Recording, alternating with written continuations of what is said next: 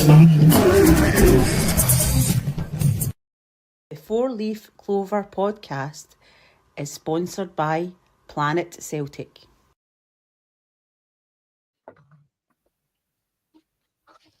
Good evening, ladies and gentlemen. Welcome to your Wednesday show on the Four-Leaf Clover podcast. How are we getting on, lads? Andy?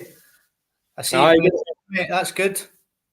Aye, done well today. I was down in New York, Norfolk, and then Cambridgeshire, so managed to get up to a yard the night, so managed to get home. Unusual for a Wednesday. Aye, we normally see you in your truck. There's our Alec Baldwin. How are you getting on, Jerry? I'm a wee bit tired, Scott. I watched Cheltenham yesterday, so I sank a few Guinness. Yeah, I got a half shift. I had to make up for it tonight. I'm just in, basically. If you can see me, I'm actually getting my tap on my working boots. I've got my working boots on. But I enjoyed the races yesterday, mate. I usually get down, but because my pal's gone to his wee lass, he's dancing in Blackpool on Friday, and I'm going to Lisbon the end of next week. So we're not going to Cheltenham this year, so I missed it. But we're all doing it. We're doing it my bit yesterday. A few Guinness sank, mate. Good day. That's not like you to have a gamble, Jerry, is it? Or a beer or anything like that, mate. So it must have been a shock to the system, that one for you. Paddy, how are you getting on, sir? All good, Scotty. What a difference a week makes. A lot better than I was this time last week, I have to admit. So just good to be back feeling refreshed and ready again and all set for Sunday.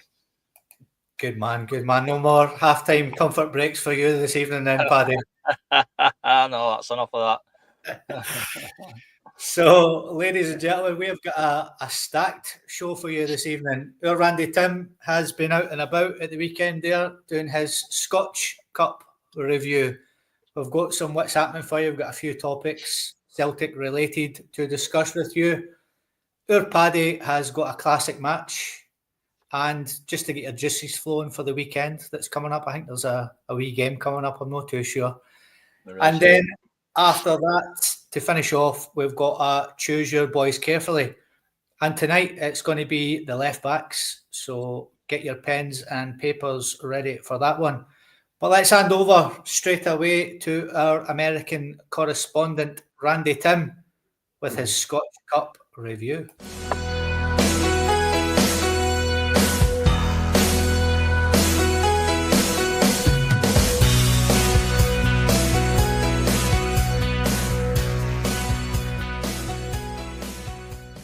Well, good evening, folks. How's it going? It was the Scotch Cup weekend, and it was quarter-final stage of the competition. On Friday evening, the Mid-Lothian Huns took on the Double Ds at Swine Castle, the Mini Sad Bear Lothian Huns winning by 3 soccer bag conversion rewards to 1 for the Double Ds. Saturday saw Sad Bear Conquerors, the Spider-Men, travel north to face the Northeast Sheep Shearers at the Woolpack Arena.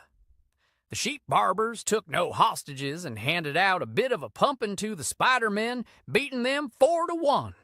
The Spider-Men making their way back down the Ocean Highway, wishing they could play the Sad Bears every week. Sunday and the Celtics welcomed the Edinburgh Hibernators to Paradise Island. The Hibernators bringing a huge traveling support, 7,000 to be exact, but strangely enough, they all wore the same uniforms as the Celtic superfans and also seemed to sing the same songs. Anyway, the Hibernators offered very little as the Hoops dominated the game, and the Celtics, Japan's Superman Maida was on hand to rattle the Hoops. First goal on the 39th minute, when he pounced on a deflected save from a coon shot. No mistake from Magic Maida. The game continued at 1-0 for the Celtics until the 92nd minute, when Wee Mick the Cowman took the ball to the byline and cut it back for Adam Noidia to poke it in the soccer orgasm bag, cementing the Celtics' place in the semifinal. The last quarterfinal tie took place on Monday evening as the Ian St. John Stones traveled to the Pasta Bowl to take on the Spaghetti Men.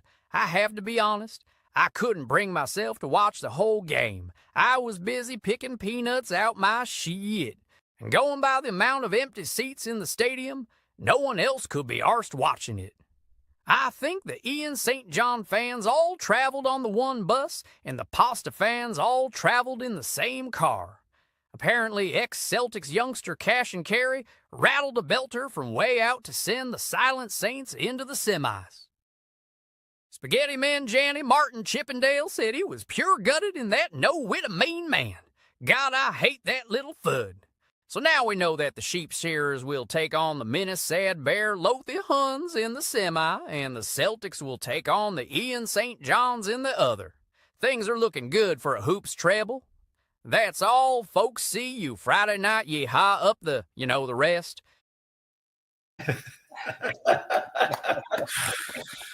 Brilliant. Outstanding. Thank you very much, Randy Tim. That was brilliant as ever. So let's just have a wee look at the quarter-final results that he was talking about there, ladies and gentlemen.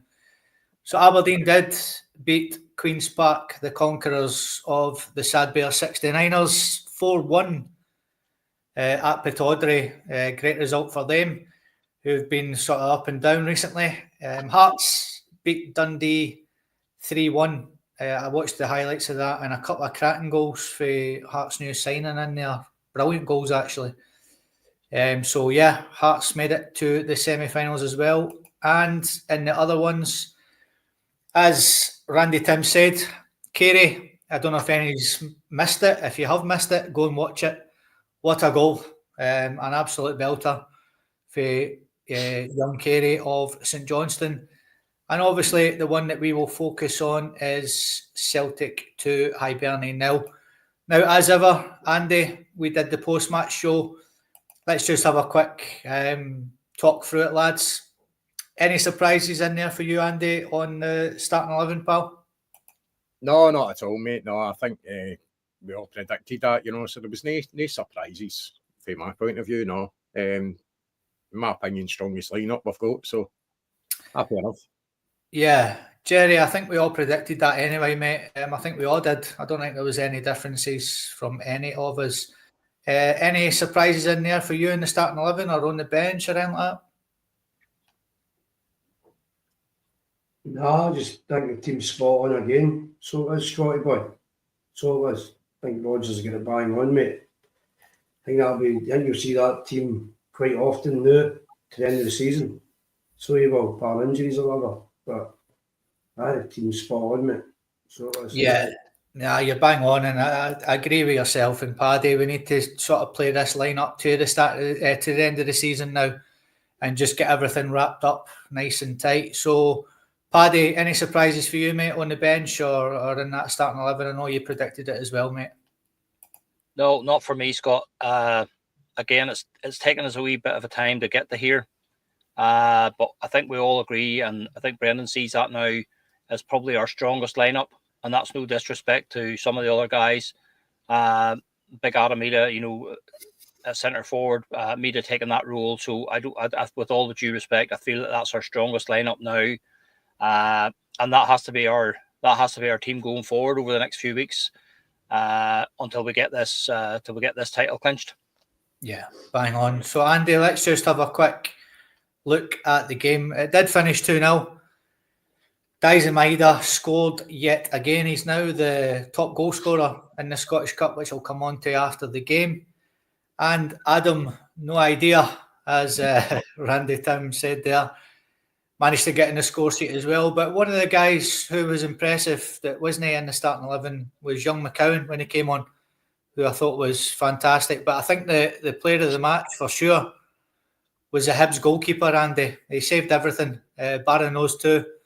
He was brilliant on the day, and it could have been a lot more than two, mate. I think we were talking about, especially first half, that we were looking for more to be on target or possibly more than what we scored. But a lot of that was down to the goalkeeper. I think we could have quite easily been maybe two or three goals up at half time. But as we spoke about in the post-match, it's not the first goalkeeper to come to Celtic Park and have an absolutely stunning display. So the fact that we're still able to score when keepers are on their game like that is testament to the players. I think they kept going throughout the game. We never gave up. Our intensity was there for the whole game, I think, especially Maida. Maida's never going to slow down. He's always going to be putting his sail about. Great to see him scoring. Right at the right place at the right time. I think his instincts have really got a lot better as well. Killer instinct and his finishing. He's done fantastic this season. I think overall the team played really well. I know a wee bit of negativity here and there, maybe kind of dropped off a wee bit, but I think, recently we've played a lot of fixtures, and now I think you will see a better Celtic. We're only playing one a week, so that will help the players out as well. But I think, to be fair, Brendan's kind of utilised his squad well when he's had to do it, so fair play to him as well. But absolutely delighted just to be and got to Hampden again, semi-final, and a favourable draw as well, as we'll talk about later on. Yeah, and Jerry, I know you were raving with the kids on the Saturday night, so you were on your come down on the Sunday watching the game, mate. What did you make it? Hibs goalkeeper, very impressive, but Celtic were impressive as well. It was a good game of football to watch, actually. It was a good game. He had 2 cracking saves from McGregor and Hatate, that boy. They were 2 cracking saves, so he was. And obviously Mida getting that goal, Scott. But listen, to be fair, I don't know if I expected better for Hibs a wee bit. I don't know if they're maybe just sitting in a wee bit too much. I thought Hibs would have been a bit more attack-minded. But then Vida gets a goal. You know what I mean? I'm actually glad that wee song's starting to catch on from.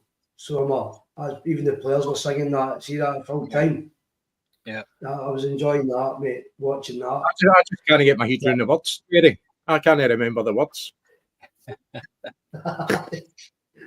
That's your favourite kind of songs, Andy, not too much. It's nice and easy. Well, you like cutting the shape, don't you? So it suits you. Hard night, tell you, there's all the folk and me up there. I expected better for him, Scott, but Celtic playing well. If you go to the second goal quite quick, I think we could have went on to a right convincing result. But yourself, when it's 1-0, it just takes that one wee chance for Hibs to get into the game, But I was quite angry with him. But the treble's on now, mate. So we're back to Hampden again. So we are. Yeah, and Paddy, we were on the post-match show, mate. Hibs keeper was fantastic. Could have been a cricket score if it wasn't for him. But I thought Celtic were impressive as well. One of the things that we mentioned that we spoke about with Jerry quite a bit is making substitutions at half-time. And I think it's the first game in a long time where that didn't need to happen because everybody was on point, weren't they?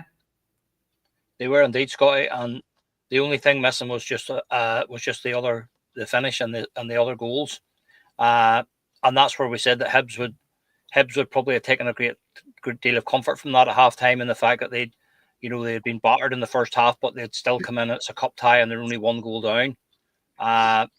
So we were totally dominant. And, as Jerry said, and I think we said it on the post-match as well, I expected more from Hibs. But to be fair to Celtic, we imposed ourselves on them, and we didn't let them play. I spoke to you at the weekend and said that, if you watch the game back again tomorrow without the pressure on, you'll find it was easy. And that's exactly what I done on Monday. I watched it over again on Monday evening, and you know what? It was a stroll in the park when you watch it again. Hibs never really threatened. For a start, they couldn't seem to get that high enough up the pitch. There was only that really one time in the first half where they took the throw in from possibly about 15 yards up the field from where it should have been. And Kasper Schmeichel sort of lost the plot with the referee for allowing that to proceed. But no, I thought we were totally dominant, thoroughly professional. We just didn't allow Hibs to play. We played our game, and as Brendan said, it's always about ourselves. We just look to ourselves. We don't worry about what kind of a run the other team's on. Celtic Park, big crowd, cup tie, and plus we had the added space of we owed them one from a couple of weeks ago with the disallowed goal at Easter Road. So that's a comfortable display all round. And as we said before, in the league it's different. You want to see nice flowing football and attacking football, but in the Scottish Cup, especially when it gets down to the nitty-gritty stages, the object of the exercise is to get through to the next round, and that's exactly what we've done. Bang on, mate. Bang on. And like I said, Maida, grabbed himself another goal, and he now sits top of the Scottish Cup goal scoring charts, and it looks like he's going to take the top goal scorer if you see the other ones there. Nobody's catching this guy this season. Excuse the pun, but it's true. You know, the guy's absolutely flying. He's going to take the top goal scorer in the Scottish Cup as well. And let's have a wee look at the semi-final draw. As Andy mentioned, we probably did get the easier draw out the other three teams that we could have got. Hearts Aberdeen should be a belter, but that Celtic St Johnstone game, after watching that St Johnstone Livingston game, could be a cricket score. And let's hope it is. But another semi-final. I'm sure as we get closer to it, we'll talk about the ticket allocations that St Johnstone should or shouldn't get. Maybe that's a discussion point that we'll save for another podcast. But, the treble's looking good, and we move on. So, ladies and gentlemen, it's now time for... What's happening? So I've got a few discussion points for you this evening, gentlemen. First one is the Scotland squad was announced this week by the Scotland manager, Steve Clarke. Lots of ex-Celtic players in there and a couple of Celtic players that are playing just now. And also potentially a future one in young Lennon Miller. But the talking point I've got for you this evening, he's been mentioned quite a bit already in the comments, Andy, is not the inclusion of our own Luke McCowan. What's your thoughts on that, Andy? To be honest with you, mate, I didn't even know the squad. I didn't even know who Scotland are playing, to be honest with you. I didn't even know the squad was coming out. I think possibly wee Mick Cowman, pretty unlucky to get into that squad, I suppose, but the selection with Lennon Miller plays all the time for Motherwell. I think, he captained them as well. He was ever present in that team, still is. I think he was a captain till he got injured. I don't know if he's got it back or no, but I think Andy Halliday took it for a bit. I'm not sure. But anyway, that's by the by. I really don't know what to say, to be honest with you. I like both players. I think both players are really good. Obviously, we're looking to the Celtic man, the guy that we want to be in there with a shout anyway. I think he can find himself unfortunate. I think any time he's come on for Celtic, he's performed. You can maybe pick one or two performances he's maybe not been quite on it. I think Luke McCowan is a better sub, if you know what I mean, rather than start a game. I think he's a good impact player. He comes on and really puts a lot of energy into his performances when he does come on. But I like him as a player. I think he's a very skillful player as well, but he's got a real fight about him as well. And real energy as well. But I mean, he's like said that ball in Farida, that was determination. Almost AJ, like the way he is totally committed to following the ball up, never getting up on it and getting the ball out for Adam Ida. I think he's been a cracking signing for us. A lot of Scottish talent goes under the radar, and possibly a bit of snobbery. We turn our nose up at players like that come in and think, oh, we're signing players like that for. He's not disappointed us overall. I think he's been really good. So I think it's a wee bit unfortunate that he's kind of missed out there, aye. But Lennon Miller's a cracking player as well, though, so it'll be interesting to see how he gets on. Yeah. And Jerry, there's been a couple of comments. I've seen it as well. Does he justify a place in the squad, aye or no? That's what we're asking you lads about, So, I mean, how do you feel about Luke McCowan not making the squad? I think the rest of the midfield berths were sort of nailed on. I think there was only really one up for grabs and Lennon Miller got it. I think it was between him and Luke McCowan, but I'm sure if there's any pull-outs between now and the weekend, then Luke McCowan will definitely be the next in line, I would assume. That's two ways to look at it. From a Celtic supporter point of view, obviously that boy wants to play for Scotland, but as a supporter for Celtic, you're glad you don't make it. Really, just dedicate to play the football to Celtic. I'm not really interested in making international football, to be fair. I know it's my country. As I say, I used to love the Scottish games, but I don't really kind of bother too much now. I just don't know if it's because It just seems to be everything through just a bit too much, Scott. It's put me off a wee bit. But for McCowan himself, as Andy says, he's going off that bench. He's no let us down yet. He works hard. Same again, he keeps his seat down and just trains hard. He's Rogers happy with him and all. He doesn't do much after the park. Stays out of trouble. So he's going the right way. I feel as if he's charming at the door now to get in the team. It's one of the ones again, who do you drop from? It's a hard one. I just don't see where. And as for somebody like, you want to see international teams, your players playing regular, but then you've got Ralston, haven't you? So you can argue that point. Ralston gets in there and fair play to him because he hardly plays for us, but he never lets us do either. So I think it's just a wee bit short from the now, McCowan. I think this squad, but the way he's going the now, he's definitely champing the door, but just a wee bit more regular football, Scott, and then he's maybe got a stronger case, to be fair. But I think just a wee bit too early for him. So it is. No, Paddy. Jerry makes a great point there, by the way. Ralston's got in the squad and he's not playing football, really. So, I mean, you know, we've got a plethora of midfielders, like I said, and they're all sort of nailed on in there. It's probably the toughest position to try and break into in the Scotland squad, especially the boys in Italy, your Gilmores and your McTominays and that are flying. John McGinn obviously playing the Premier League. I mean, if Calmac was still playing, you know, these boys would have no chance whatsoever. So it is our strongest part of our national team. I know you're an Irishman yourself, but I'm sure you do keep an eye on the Celtic boys that are getting selected for international duty and stuff. Jerry makes a great point. Ralston gets in. Why not McCowan? And you could probably put Lennon Miller in that category too, Scott, because he didn't get his move in January, primarily down to the fact that he was out with an injury that kept him out for about 9 weeks. So he hasn't exactly been playing regularly recently either, you know. But listen, it is what it is. The Scotland manager has his favourites in those positions there, and he goes back to them time and time again. You know, I've made the point before about, you know, Kenny McLean and stuff like that. You know, but listen, the one thing that McCowan has on his hands is time. He's a young lad, still only a young lad, absolutely living the dream. You know, signing for his boyhood heroes Celtic, and he still hasn't really cemented a place in the starting lineup for Celtic. He's not a first team regular pick.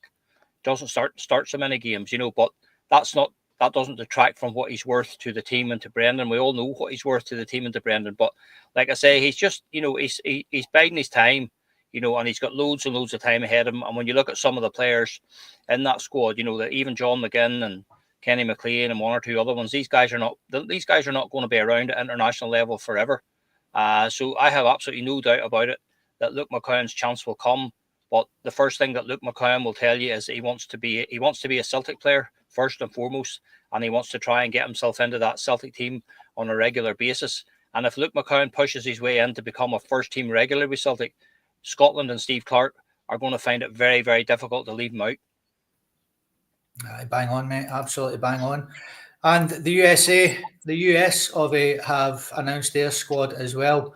And our tried and trusted centre-half pairing have been called up, CCV and Trusty. I just wanted to bring these two lads up as well, Andy. How do you see their partnership developing? Do you feel as though it's quite there yet, or do you still think there's a bit to go? What's your thoughts on Carter Vickers and Trusty as our partnership in the centre-half positions, mate? I think the best partnership we had with Carter Vickers was Starfield, to be honest with you, but he's long gone. Trusty, you know, we've brought in for about £6 million or something. He's better than Scales, nothing against Scales, but he's a better player. But he's also, he's got a bit of a Julian about him. That's what I think about Trusty. He's a bit of a wimp. I think he goes down too easy. I want to see a bit of kind of strength in there and just get up and go. Just go on with it. When you see centre-halves going down like that, the opposition players look at them and they go, I've got him on toast. You know what I mean? Because there's a kind of fear factor there as well that you're playing on.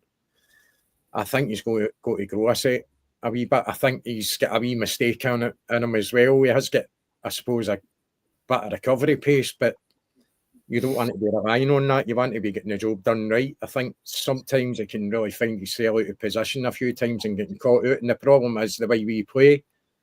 We almost play with 4 wingers, you know, because the fullbacks are so far up the park that at times all you're left with is your 2 centre-backs because they're playing up at the halfway line. So you've got to go in your game, and if you need the recovery pace. I think Carter Vickers isn't as pacey, but he's in the brain, he's quick, you know, he reads the game very well, and he positions himself very well.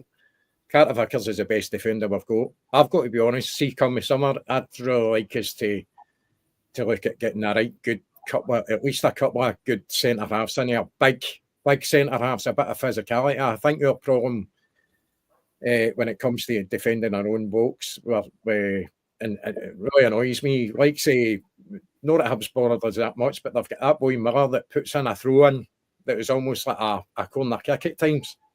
See when defenders let a ball bounce in the box, it's criminal for me. You've got to, I go on about goalkeepers commanding their area, and you don't really see that so much now. But defenders need to be commanding it. They can't be letting boys trapping and, you know, letting other opposition players get ahead of them with headbutt. You just get right in there. I'd like to see a wee bit more kind of physicality in our defence. And I think Carter Vickers is the best defender at the club. He's got slight wee injury issues now and again, isn't he? Especially in the big games, Champions League, he's missed quite a few of the years. Yeah. But when it comes to Trusty, I think he's the best we've got at the moment. I know we're going to talk about another defender later on, so he might come into the equation. You've got Big Rocky at the club as well. He's not been put out anywhere to kind of get any football. I really don't want to kind of put the boy down around like that, because I said it before that I've wrote quite a few players off and I've come back to kind of make me eat my words, and I've got absolutely no problem with that. Everybody's got an opinion, but I still think there's something in Rocky that he could potentially get a chance at Celtic again. But when that's going to be, I don't know, because Scales is ahead of him. It would really all depend on injuries, to be honest with you. And I actually think that when you're talking about Tierney coming in, Sloot could fill in at centre half. I don't know if he has done in the past. I know he's done several positions in the midfield and even as a number 10. But I really fancy him as a centre half. I think he would do a great job. Aye, a few good points in there for Randy, Jerry, and a few good points on the comments as well. Big Trusty, bit soft as a centre half, needs to toughen up a wee bit for the SPFL game. And Carter Vickers picking up quite a few injuries as well and missing big Champions League games. What's your thoughts on these two, Jerry? Well, obviously I'm different. I'm the old style footballer, so I like the only two guys in the full team to do a job as the centre halves. I just like them to be hard, clear their lines. I don't like them playing football. That's just my opinion. Centre halves bringing the ball down and trying to play football. I know Rodgers, that's the way he wants to do it, and probably most managers now want them all to play football, but let everybody else do that, you know. Just do your job. Listen, I think they're getting better every week as the game's going. I think they're getting better. To be fair, CCV's, I think, top of the injuries there, but I think he's been no too bad lately, hasn't he? He's been no bad lately. Listen, all good teams, Scott, back in the day, were solid coming for the backs. Mullen, McLeish, Hegarty and Airy. It was all partnerships. It started good teams, solid teams at the back. I mean, if McLeish never got you, Muller got you. That's the way you done it, you know what I mean? So, for me, they're getting better together. As Higby says, Trusty's the best one out of the two. I think just getting a bit better skills. But to be fair to him, it's his first year in the SPL, isn't it? So to me, give him a bit of time. He doesn't like folk up with him being nuisance, Scott, centre forward, not putting themselves about. Trusty doesn't like that. He likes a bit of space, and so that guy worries me a wee bit. He needs to give him a wee dig, get him fucking. But listen, they're not happy with, because Bayer Leverkusen is meant to be linked with CCV, isn't it? So hopefully he stays long enough for the partnership to get better and better.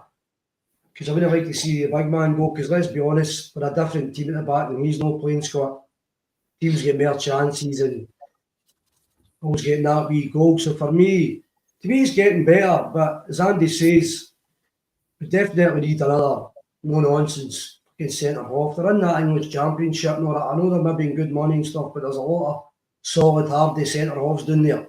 So there is, mate. But aye, let's say, as long as CCV, I'm worried about him this summer. I'll be honest. Sometimes that three seasons in the SPL starts to mean he could be getting away with another treble. But does he say to himself that they're going to chase something else now? So that worries me a wee bit. So it does. Celtic without him is a massive gap at the back for us, Scott. So it is, mate. Aye, lots of points in there, Paddy, for both the guys. Big Trusty a bit soft for the SPFL. Does well in Europe though, with backs to the wall. A few people are saying. I noticed Michelle, or Andy and Jerry have said, we need other centre halves in. Give us your thoughts on the two guys that are sort of holding the jerseys, shall we say, that have just been called up to the USA squad this week as well. For me, it's an easy one, Scott. Big Cameron Carter-Vickers is without doubt the best defender we have. But my only fear for him, going forward is, maybe we're already seeing the best of him. And the problem with, as Jerry will say, see these defenders, the problem is that they pick up that many injuries that as they get older, they just don't heal the way they used to, and they start getting bad knees, bad ankles and stuff like that. So big Carter-Vickers hasn't shown any real signs of, deteriorating for want of a better word, but he's still without doubt our best defender. I like Trusty and I think he's a good player, but similar to the discussion we had around the Hibs defender, Big Bashiri at the weekend, I think Austin Trusty is definitely a far better player when he doesn't have to spend too much time thinking on the ball. When we move the ball quickly and we get it out of there, I think he's a cracking player, and he's already shown that he can cope with the ball into the box under pressure when he's defending. He's defending that night against Atalanta away. He was the best player in the park, without a doubt. But then a few weeks later, he goes to Dundee and gets bullied by a young Irish guy at the far post. And that was the night that Brendan actually came out and said, listen, you're 6'2", you're built like a brick shithouse. You need to do better there. And that's exactly what sometimes he does. So whether it's concentration or what, I'm not sure, because he does have the physical attributes. That's why I think he's different to Christopher Julian. I think he was far softer, for want of a better word, than Big Trusty. I think Trusty has the ability to be physical and bring that to his game, but they are the choice partnership at the minute. But we're a totally different team when Carter-Vickers isn't playing. So it's all about succession planning, Scott. We need to be looking to the future. So the guys up in the guys in the transfer department and who are looking ahead at these things, they need to be identifying players now, because especially Carter-Vickers, he's not going to be around forever. He's not going to be there. So you need to be constantly evolving the squad and bringing players in and working out who your best partnerships are. But I have no fears about the two of them as a partnership. And as I say, the big thing for me for Trusty is whenever he plays quick and the ball's moving fast, no baller at all. I think he gets into baller sometimes when he starts overthinking the thing, when he spends too much time on the ball. He seems to think he's Beckenbauer, but just get the ball out, move it quickly, side to side, give it to the guys that can play, and then you just drop back and do what you're supposed to do: defend, clear your lines, and as Jerry says, be physical with your centre forward. And just get the ball forward to the guys in front of you, like Hatate and Engels and McGregor, who know what to do with the ball. But they are our best partnership at the minute. So let's just hope we can keep going like that, because I think Big Scales picked up a bit of a knock there recently too. So going into this vital period now, where we're looking at clinching the championship, you want everybody available, even the guys coming off the bench. So. No, for me, I have no fears about the partnership at all. I think Trusty is the best partner for Carter-Vickers since Starfelt.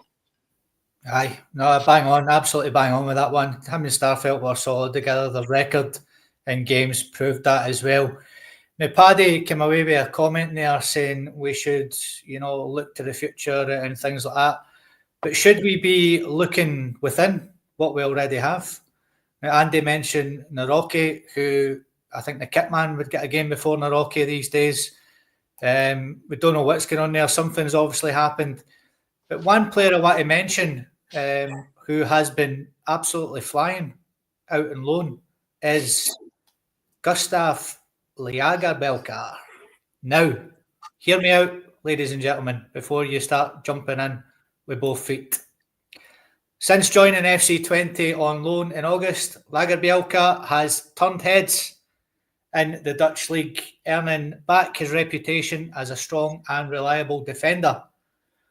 The Swedish centre-back, who joined Celtic from Elfsborg for £3 million in 2023, has made an impact in Holland that suggests Celtic could not only get back the £3 million they paid, but potentially make a tidy profit when the summer transfer window opens. Lagerbielke has quickly established himself as a key player for 20, with 26 appearances this season and 2 goals. His consistent performances have not gone unnoticed, with many fans and pundits praising his solid defensive work and leadership. The 24-year-old's ability to organise the backline has been crucial in keeping 20 competitive in a tough league, and his reputation has skyrocketed as a result. A standout performance in Europe. One of the standout moments for Lagerbielke so far this season came in the Europa League, where he earned widespread admiration for his commanding performance against Besiktas at home, in a display that left some Besiktas fans wondering if they were up against a Real Madrid defender. Lagerbielke showed that he is far more than just a promising defender. His ability to read the game, win aerial duels, and provide stability at the back has earned him plenty of praise across Europe, with a number of clubs now rumoured to be interested. The loan spell has allowed Lagerbielke to rediscover the form that earned him the Swedish Defender of the Year award during his time at Elfsborg. At Celtic, he struggled to make an impact, but at 20, he has become a key player this season, with the Dutch side sitting in 4th in the league. Lagerbielke's importance to the team cannot be overstated. So Celtic's potential profit. Celtic paid £3 million for him just over 18 months ago. We now look set to get that money back, with the chance to make a bigger profit in the summer. We'll almost certainly earn a strong profit if he goes, as we have with other players such as Bernabei, Mikey Johnson, recently. 3 players who didn't start every week during their time at the Hoops. As other clubs begin to show interest, Celtic could see a similar return on the big Swede. His strong performances in the Dutch league have put him in the radar of top European clubs, which could lead to a great profit. So as things stand, his loan move could be proven to be a win-win for both him and for Celtic. For the Swedish defender, it's a perfect opportunity to showcase his defensive abilities, and for Celtic, it's a chance to recover their investment and potentially make a profit on the player's return from Holland. Andy. Now, we've spoken about this guy before. We were at the Johan Mjällby night in Glasgow, and big Johan Mjällby does not rate him at all and couldn't believe that he was actually a Celtic player. However, we have been proven to be wrong on a few occasions. I was going to say many there, but I'd say a few, on some Celtic players who have went away, came back and been better. He's flying high in Holland, apparently. Is he, or could he be the answer to our problems? Instead of going out and spending 4, 5, £10 million on a centre half, do we have one in the building already? Or we sell him for 4, 5, £10 million and get a better one. Yeah. You've got to look at why Celtic put him out on loan. Is it to improve him as a player to bring him back, or is it to put him in a short window and sell him? I think it's the latter. I don't think Brendan fancies him, to be honest with you. I wonder when I look at Rocky and I go, why is he still round about the club? Is there something in him that Brendan maybe sees and he's just wanting to get time to work with him? I don't know. I think there's been a few occasions where Lagerbielke, he's been kind of caught out a wee. I can see people's point of view, and I've seen it in the comments, actually, people saying he's not had enough game time. And I totally get that, and you can look at Rocky in the same situation as well. Not get enough game time to really have a proper opinion of him as a player. I think we can only go on what we've seen of him, which is very, very little. I really don't know. I don't watch Dutch football, so I don't know how good or bad it is or whatever. I didn't even know what how well he was doing till you brought him up. I think when players do go on loan, I tend to just kind of forget about it, and then now and again you'll get a wee update about it. But I don't know, and I don't want to write the guy off. As I said before, very kind of. I really don't want to do that with any player, but I'm looking at from Brendan's point of view, and I'm thinking that I don't think it's his type of player. To be honest with you, I don't think he's good enough. I think it would be better for him to move on. And if we can make a profit, which I thought that was going to be a dead loss, I've got to be honest with you. I really did. I thought that was just wasted money. So if we can make a profit on him and invest it in another player or whatever way we want to do it, whether it be a different position or another centre half, then I think personally I would take the money.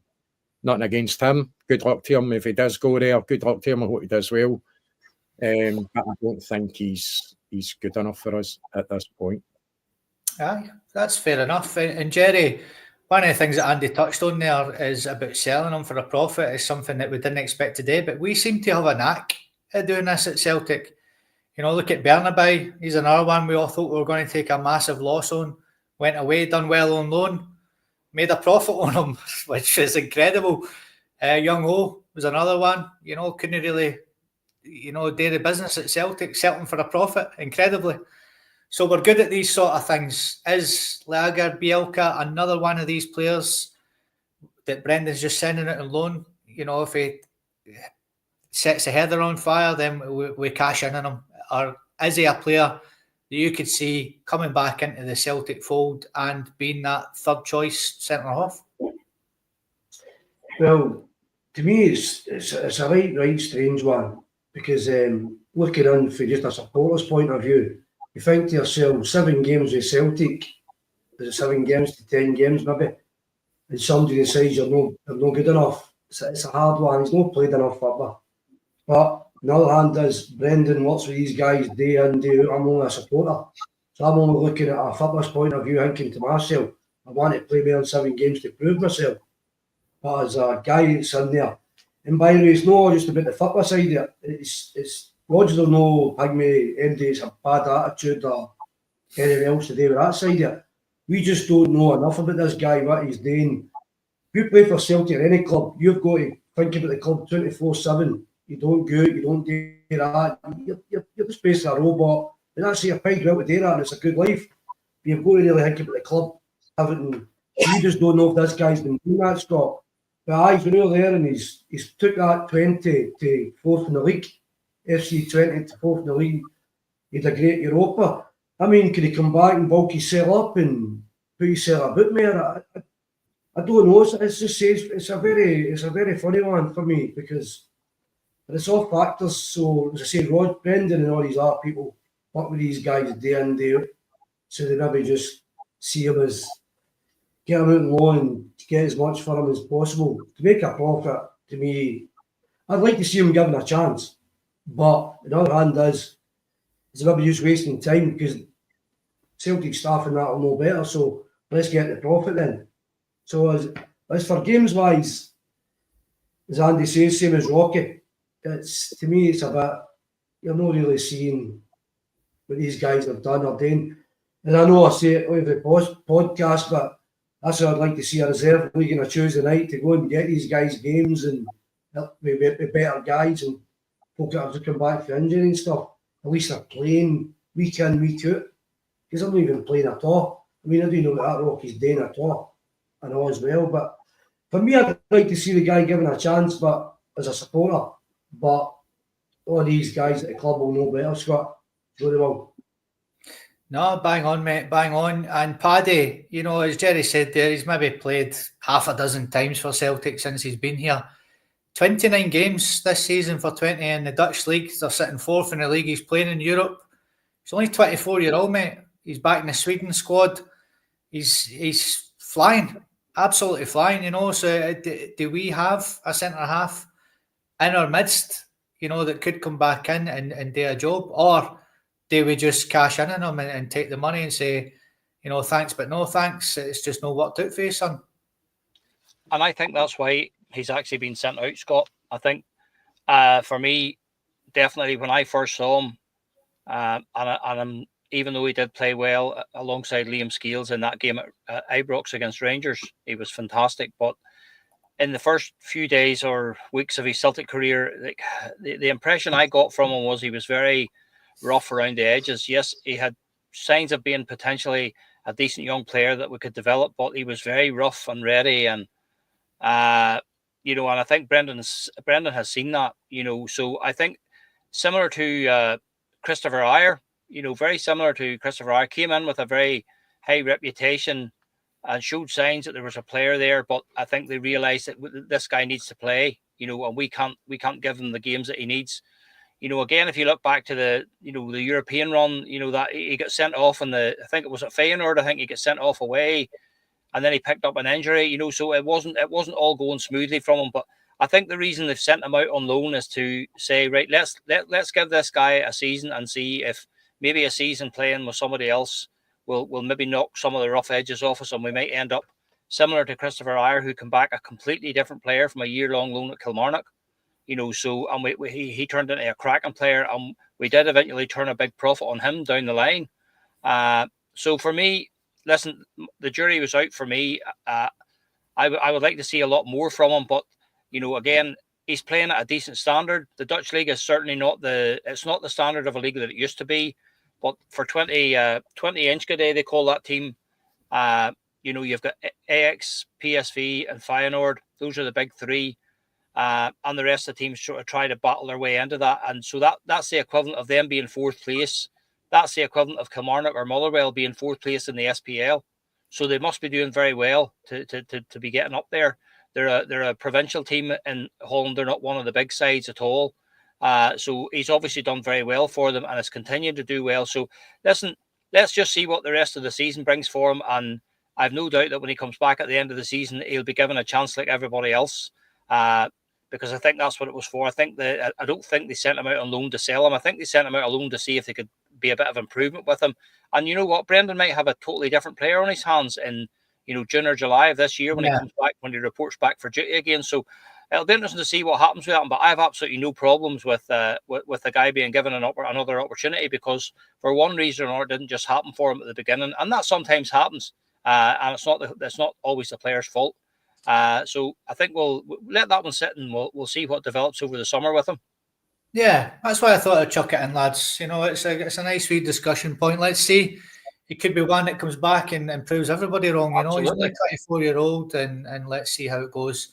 I just noticed there, Andy, Chris Fraser said Naroki's got a job as a bouncer in Diamond Dolls. So if you get yourself down to Diamond Dolls, ladies and gentlemen, you'll see big Naroki on the door there, I'm sure. What's that? Is that a nightclub or something? Is it? Couldn't tell you, mate. I stay in Spain. I've never been to a Diamond Balls around, but I can imagine what it is. I think Jerry knows what it is. Jerry, what is it? Tuesday nights are guy strippers, aye. Is that you've got a membership for a Tuesday night? Tuesday night discounts. And the Scarfy pool. Even Michelle can't part that call here.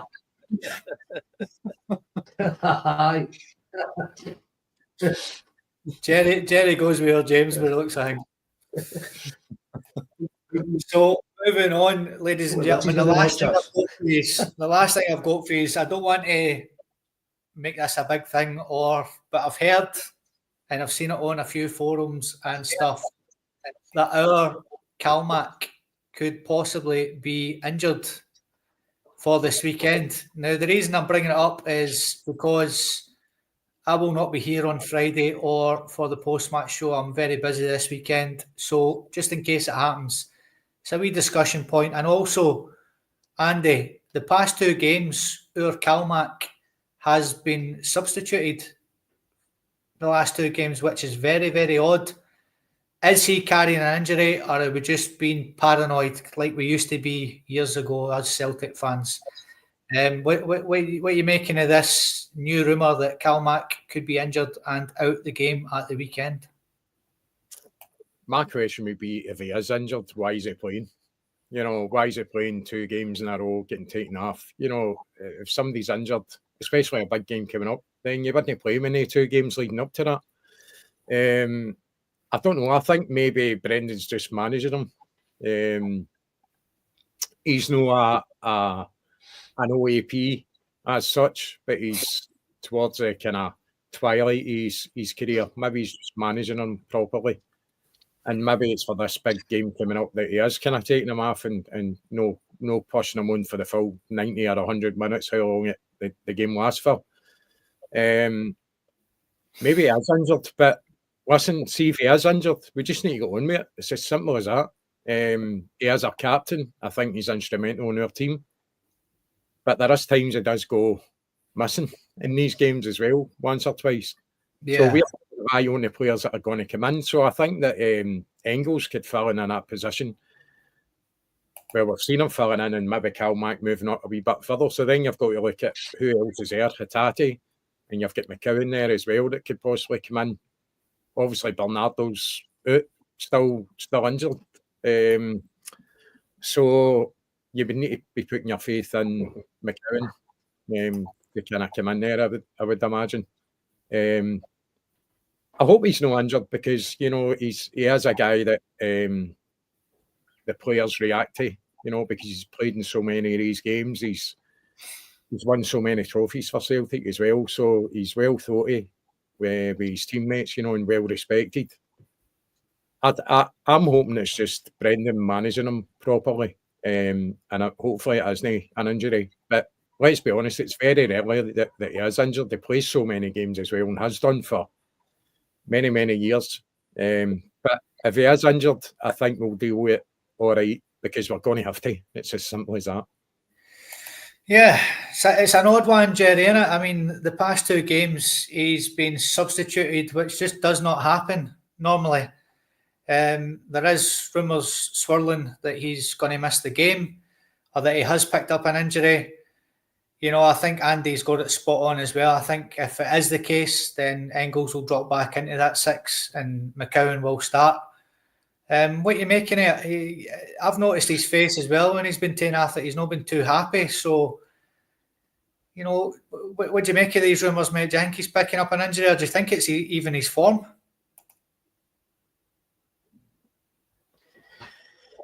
I don't know. I'm not looking at the rumour. I think he'll be the first one. So he will be, Scott, on Sunday.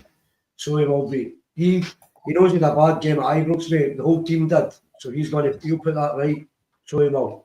He'll put that right on Sunday. So he will. But I think it's just a rumour. I think he'll be all right. As Andy says, if Engels drops, then you're going to bring in.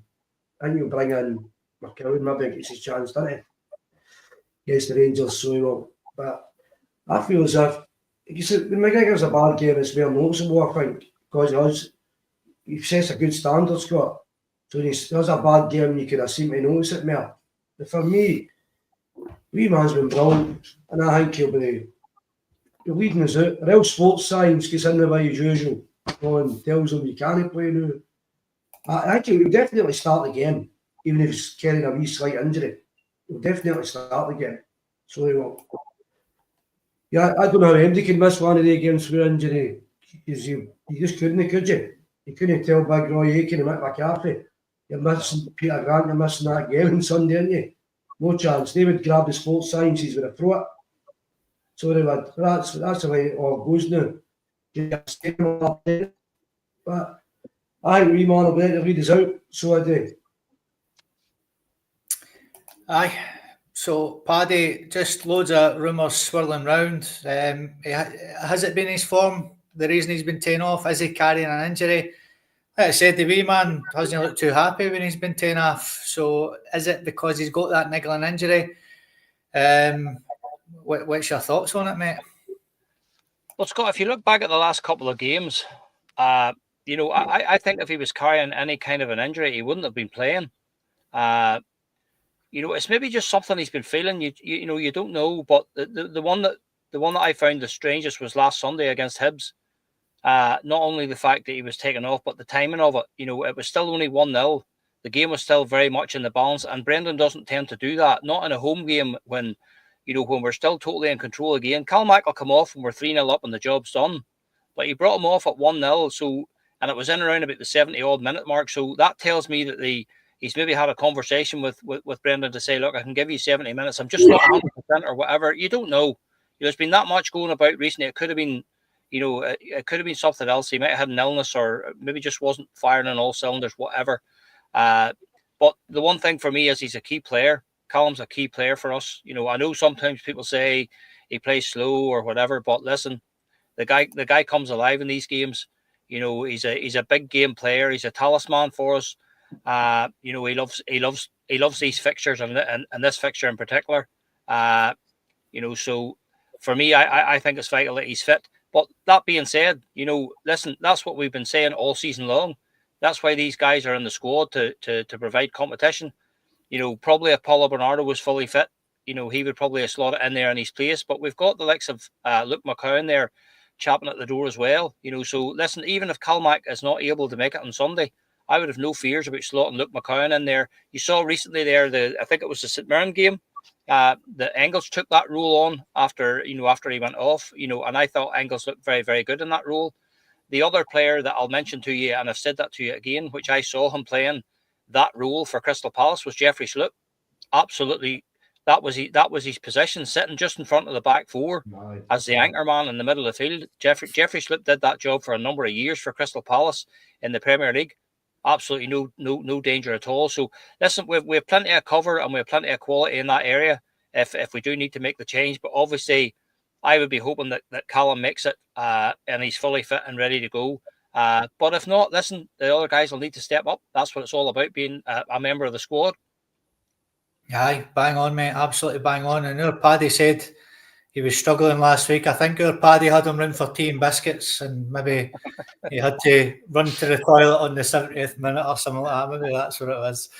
So if this is your first time watching the podcast, ladies and gentlemen, please like, share and subscribe on our YouTube page. And please comment as well. We like getting involved in the comments. We're going to move on now to...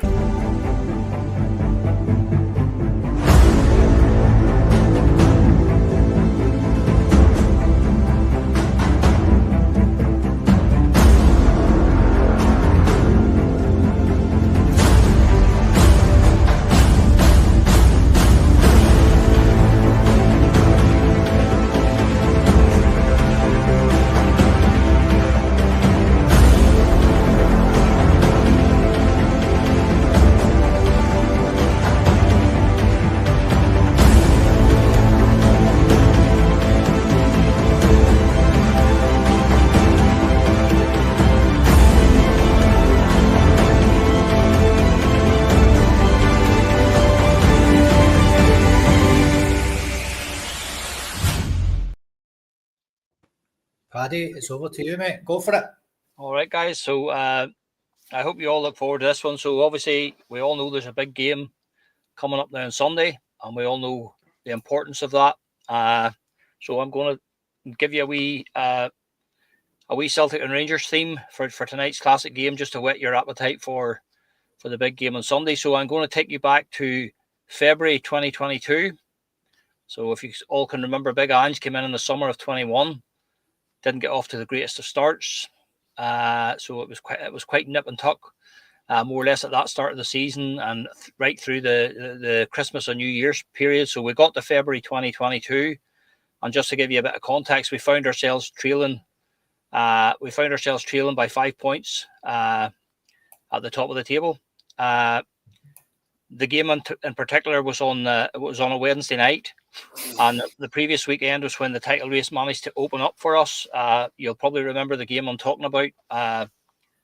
Rangers had the afternoon kickoff against Ross County, and the game finished 3-3, which meant that they opened up. Rangers opened up a 5-point lead at lunchtime by taking a point up there. So we were playing Dundee United later in the afternoon at Celtic Park, and with everybody going to that game, we all assumed this will be straightforward 3 points, but it was anything but. And we needed a Lille Abada goal in stoppage time. If you remember the wild celebrations, Jota was in the crowd over at the far side, and Abada scored to make it 1-0. So that managed to reduce the deficit between Celtic and Rangers down to 2 points going into this game on the Wednesday night. Again, it was the first time for a while. The row between the two clubs over spectators attending the away fixture was festering. So this was the first time for a while that there was absolutely no Rangers fans in the stadium whatsoever when they came to Celtic Park on the Wednesday night. So the two teams lined up as follows. Celtic lined up with Joe Hart in goals, a back four of Josip Juranovic, Carl Starfelt, Carter Vickers and Greg Taylor. Midfield three of Callum McGregor, Matt O'Reilly and Rio Hatate. A front three of Jota, Giakoumakis and Lila Bada. Rangers lined up with McGregor, Tavernier, Goldson, Bassi, Barisic, Aribo, Arfield, Camara, and the front three of Ryan Kent, Kemar Roof, and Ahmad Diallo, who's actually starring at the minute for Manchester United, if we remember him at playing for Rangers that night. Celtic were managed to say by Big Ange, and the Rangers manager on that night was Giovanni van Bronckhorst. So, listen, it was a first half. I don't know if I've ever seen a first half like it. Exactly just as a viewer said there, the place was absolutely mental. Whether it was down to the fact that there was no away fans, I think Rangers definitely seemed to be spooked in the first 10 or 15 minutes. They didn't seem to know what to do with it. Celtic absolutely hit them with a kitchen sink in the first 20, 25 minutes. And the thing was, we only managed to get the first goal, and we only had that one goal, came from a corner from Matt O'Reilly. Two Rangers players actually clashed in the box. Probably they were complaining the game should have been stopped, but Rio didn't stop. Rio Hatate didn't wait. He brought the ball down and fired it in from just outside the box to make it 1-0. We absolutely dominated them. Alan McGregor made, I think, 3 world-class saves to keep the score at 1-0. The noise at the Celtic Park that night was just unbelievable. But the roof fell in for Rangers in the last few minutes of the first half. They conceded 2 goals. We were actually at the game and we were still celebrating the second goal when the third one went in. The second goal was brilliant play again in the midfield. Rio Hatate again curled an absolutely unbelievable shot from just the right-hand side of the box in past McGregor to make it 2-0. And as I say, Rangers were still trying to come to terms with that when we broke down the left again, and it was Rio Hatate this time sent over a magnificent ball. And once again, Lila Bada managed to beat Borna Barisic at the back post and nick in the third goal. We were just in absolute dreamland at the other end of the stadium. Couldn't believe what we were watching. 3-0 up, and we were just about to go to half time. So listen, there's no point in even talking about the second half, because the second half was a bit of a non-event. Celtic just basically strolled it. Just spent the second half toying with them. I think Ryan Jack hit the crossbar from a shot from about 25 yards is the only shot of note that I remember them having that night. And we ran out winners, very, very comfortable winners by 3-0, and we went to the top of the table by 1 point that night, and we never looked back from that. And Big Adge went on to clinch the Scottish League title to go along with the League Cup in his first season at Celtic Park. So that for me was a pivotal game in terms of us setting down a marker to say, listen, this is us. We've been chasing all season long. We've got a sniff of blood here, and we've managed to take it. So for me, it was just one of those games that will live forever, long, long in the memory. And it was for us, it was, you were building up to it from the minute we scored against Dundee United on Saturday until we got to them on Wednesday night. You were just ready for this game. You were building up towards it. So Scott is just going to play the goals now for you. I think it's around about 3 minutes. So anybody who, if you haven't seen it in a wee while, just take a wee look at it again, because it still gets goosebumps up on me whenever I watch this video. So please enjoy, folks.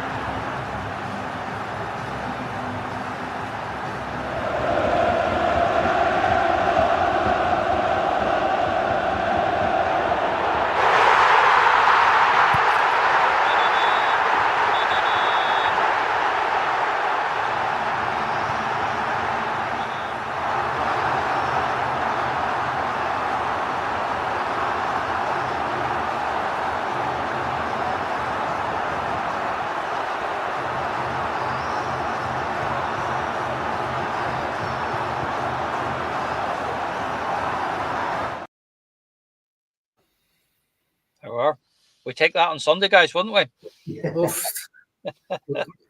Can that real attack turn up on Sunday as well? Oh, what a night. What a night. What a period of 3 or 4 days just to reduce the gap down by beating Dundee United so that we knew we were in striking distance of them on Wednesday night. And then just Jerry, I'll tell you, the atmosphere around the stadium that night was just, there was something different that night. There was something in the air. I don't know what it was, but there was just something. There was such a sense of expectation, or I don't know what it's, desire. I don't know what you call it, whether it was the fact that there was no Rangers fans in the stadium or whatever. The noise was just unbelievable. And I can always remember they turned the stadium lights completely off and left the Rangers team basically down at the other end of the field while Celtic were doing the huddle, and they were standing in the dark at the other end of the stadium. And definitely for the first 15 or 20 minutes, they seemed to be completely spooked. And you saw the saves McGregor made. If it hadn't been for McGregor, it could have been 5 or 6 at half time. He made 3 or 4 saves there in the first half that normally would have been goals. So just wonderful, wonderful memories. And I hope that sets everybody up now for Sunday. Yeah, bang on, mate. Thank you so much for that. And smell the glove. Show Rio that first half on Sunday morning. More of the same, please. See, that day reminds me of Liverpool first game. Didn't know Bedlam ruin him, scoring the goals. That's what it reminded me of, because the exact same. But I said to yourself, what's happening here? You know, he was the coolest guy in the park. Tati, same as Liverpool. Everybody else is just Bedlam. You know what I mean? As Paddy says, atmosphere. That's up there with one of the best ever. So it was just frightening. That's the pace we've got to go for the first goal on Sunday. That pace. You know what I mean? Aye, I miss those sort of paces we used to set at Celtic Park. We used to do it all the time for the games against the Rangers and the European nights, for sure. We just used to really just go at them straight away, and that's sort of been missing. Fair game, probably since the Martin O'Neill days, really, I would say, but it used to happen all the time in the big games. It'd be great to see those days coming back. So again, thank you so much, Paddy. What a great game to go back to. So moving on to our last segment for you this evening, ladies and gentlemen, it is Choose Your Boys Carefully. Choose Your Boys Carefully. So like I said, tonight is the left backs. The other day, the last podcast we done was the goalkeepers, and I threw a couple of red herrings in there, and it's not going to be any different for you this evening. So if you've not played this game before, choose your boys carefully. It's going to be 5 left backs. I'm going to give you them all individually, and after every single one, you need to tell me where you're going to put that left back in position 1 to 5, and at the end, give me your top 5. They're very random. It's not going to be best to worst or worst to best or whatever. They're very random, and you need to give me where you would put them in your top 5. So first up for you this evening, ladies and gentlemen, is Greg Taylor. Andy, where are you putting Greg Taylor in your 1 to 5? Going to stick him right in the middle at 3. Okay. Lee Naylor, number 3. What? Jenny, where are you putting Lee Naylor? Sorry. That was Greg Taylor. Greg Taylor. I just see Lee Naylor in the comments there. It's put me off.